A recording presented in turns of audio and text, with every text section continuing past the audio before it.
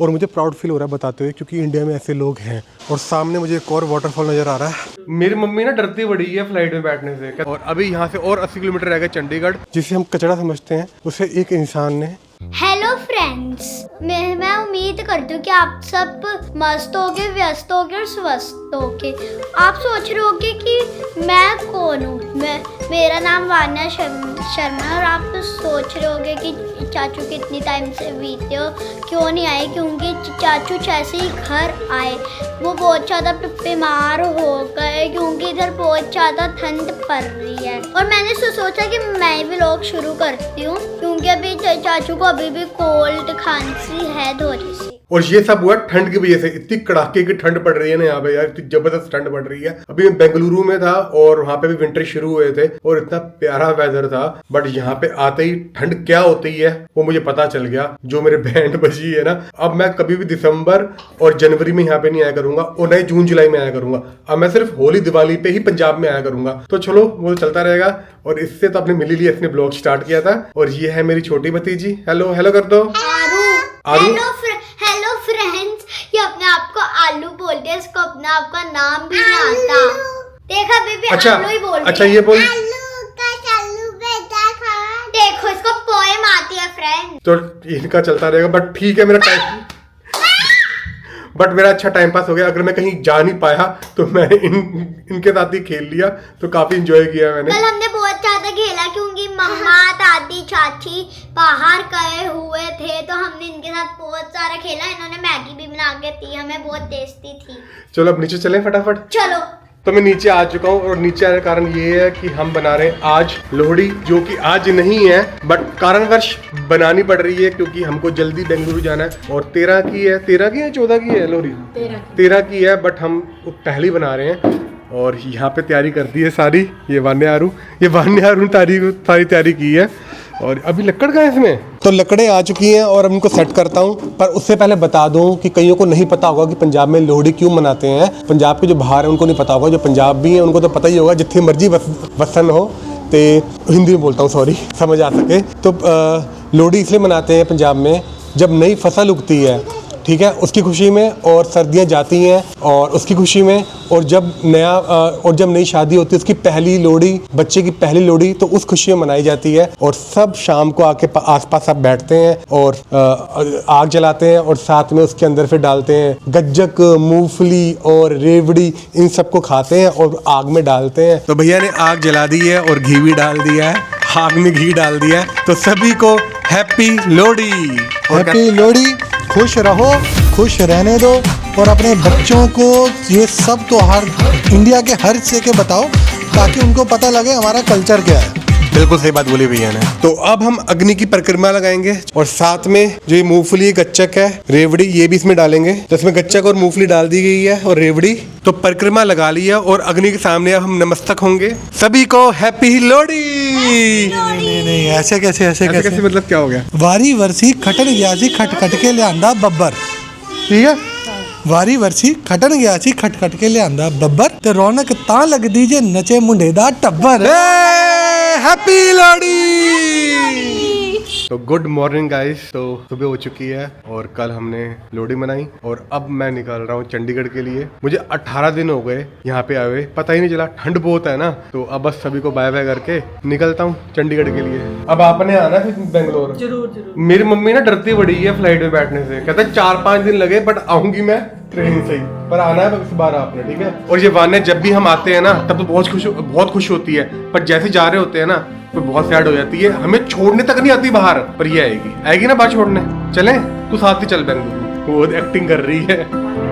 Bye तो करते बेटा। भाई बहुत ठंड है, मेरे धुएं निकल रहे हैं मुंह से, देखो। चलो बाय मम्मी, बाय। और ये सास बहू का प्यार, देवरानी जेठानी का प्यार। और इधर आपकी दीदी नहीं आई हमें छोड़ने आप बाहर, वो अपसेट हो गई। चलो के बाय बाय। सेंसिटिव है वो बेचारी, अंदर ही बैठी। क्या?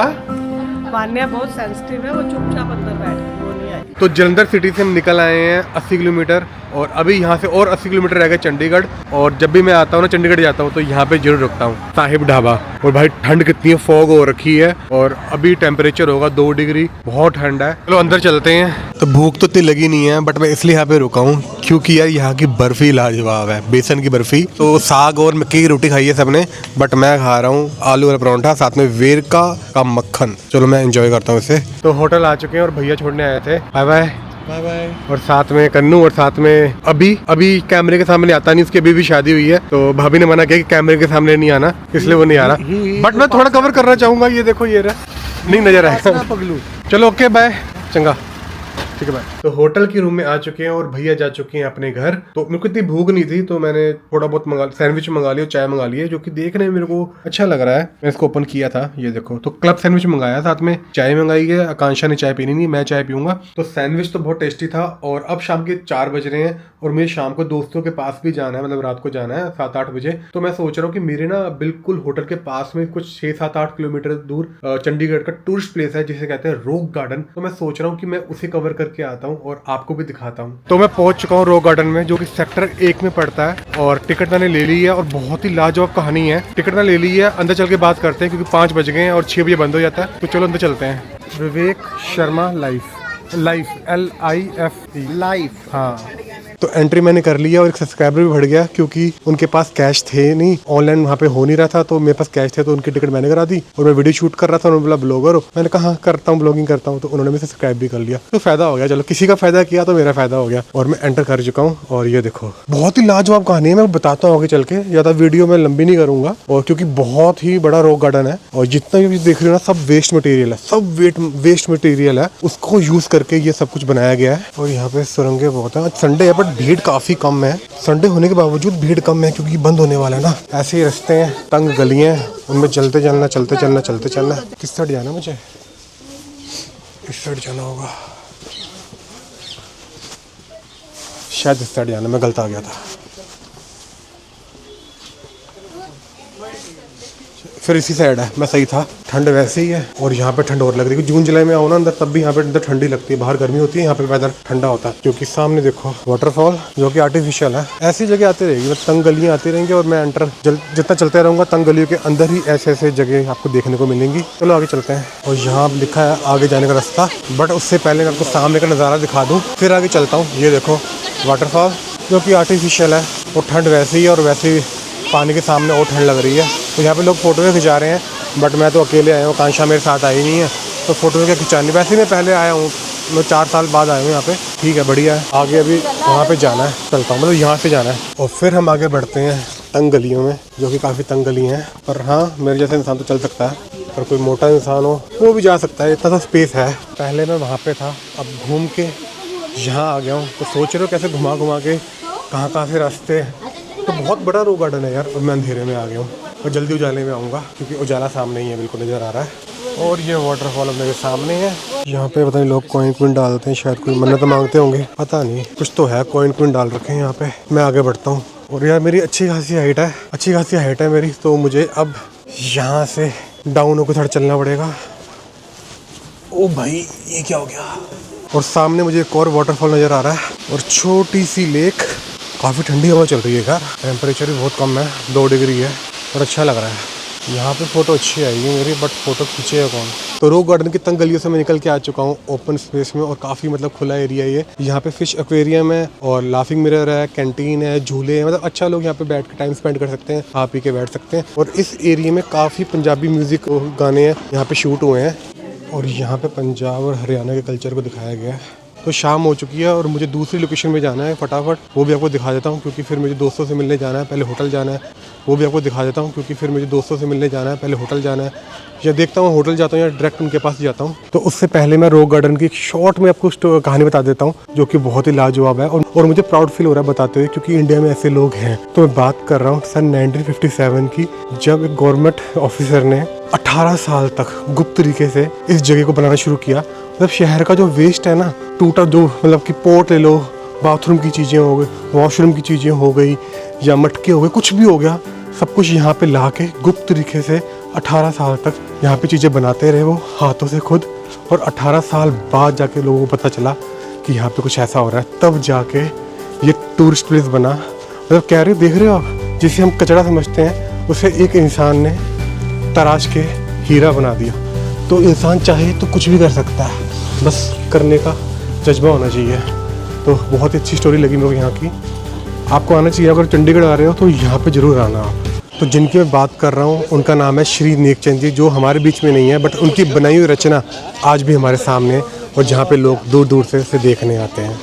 तो आप भी आना जब आप चंडीगढ़ आओगे तो मैं होटल रूम पे आ चुका हूँ। वैसे रॉक गार्डन से मुझे सुखना लेक जाना था, जो कि बस 3 किलोमीटर रास्ता था, बट मैं नहीं जा पाया क्योंकि समय थोड़ा कम था, मुझे अपने दोस्तों के पास जाना मिलने, तो इसलिए मैं नहीं जा पाया। बट अगर आप आ रहे हो तो जा सकते हो, काफ़ी अच्छी प्लेस है। मतलब आर्टिफिशियल लेक है और वहाँ पे कई पंजाबी मूवी शूटिंग हुई है और एल्बम म्यूजिक भी, तो आप वहाँ पे जा सकते हो। मैं तो नहीं जा पाया। तो दोस्तों से मिलके आ गए हैं, 3B2 मार्केट गए थे और एक चाइनीज़ रेस्टोरेंट था, वहाँ पे गए, वहाँ पे हमने गेट टुगेदर कर लिया।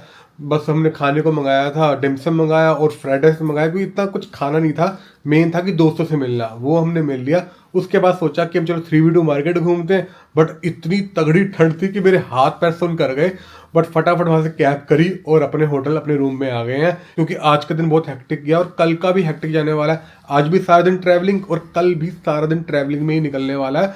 बट ये राहत मिलेगी कि बेंगलुरु का वेदर थोड़ा अच्छा होगा, तो ठंड से राहत मिलेगी। चलो गाइस, मिलते हैं अगली वीडियो में। आई होप आपको ये वीडियो पसंद आई होगी। Bye bye bye bye. और हाँ, अच्छे कपड़ों में।